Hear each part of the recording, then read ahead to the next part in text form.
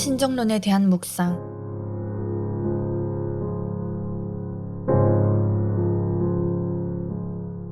이번에는 하나님의 섭리, 즉 신정론에 대하여 묵상하고자 합니다.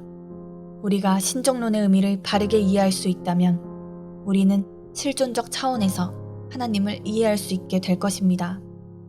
우리는 이 세상을 살 때 전혀 예기치 못한 일을 경험할 수 있습니다.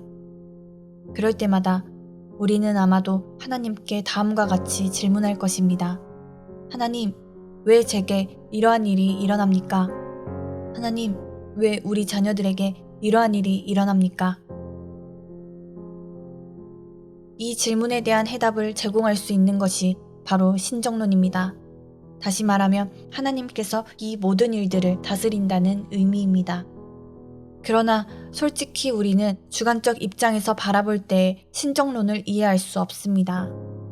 우리가 고통을 당할 때 어떻게 하나님의 섭리를 믿을 수 있으며 하나님의 섭리가 이해될 수 있겠습니까? 그러므로 우리는 주관적 입장에서 하나님의 섭리를 이해할 것이 아니라 믿음 안에서 하나님의 섭리를 겸허하게 받아들이는 겸손한 마음이 있어야 하겠습니다. 또한 우리는 하나님의 주권 앞에 경외하는 마음을 가져야만 합니다. 그렇게 되기 위해서는 우리에게 선결되어야 할 과제가 있습니다. 그것은 바로 하나님의 주권 앞에 굴복하는 것입니다. 만약 우리가 하나님의 주권 앞에 굴복할 수 있다면 우리는 신정론의 의미를 바르게 이해할 수 있을 것이며 하나님의 선하심에 대해서도 의심하지 아니할 것입니다.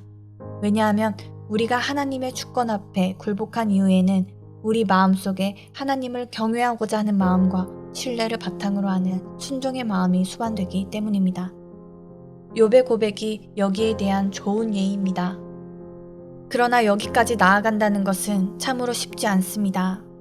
그러하기에 이 길은 좁은 길이며 이 길은 고난의 길인 것입니다. 그래서 우리 주님께서도 제자들에게 좁은 길로 들어가기를 힘쓰라고 명령하셨습니다. 만약 이 길이 넓고 쉬운 길이었다면 우리 주님께서 제자들에게 그렇게 명령하지 않으셨을 것입니다.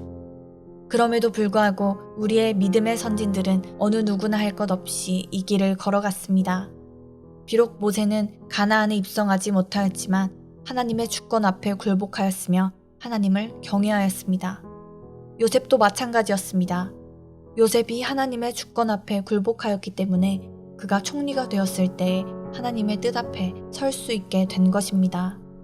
그래서 요셉은 창세기 45장에서 형들을 용서할 수 있었으며 하나님께서 형들을 구원하기 위하여 먼저 자기를 애굽에 보내셨다고 이야기할 수 있었던 것입니다. 아브라함은 신정론의 의미를 알고 있었기 때문에 이삭을 모리아산에 바칠 수 있었습니다. 그리고 바울 사도도 신정론을 알고 있었기 때문에 그의 약함 앞에서도 오히려 감사로 찬양 돌릴 수 있었습니다.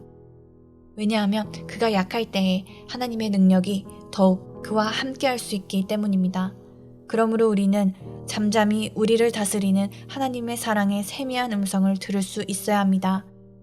왜냐하면 그리할 때 우리는 하나님의 주권 앞에 굴복할 수 있으며 하나님을 경외할 수 있게 되기 때문입니다.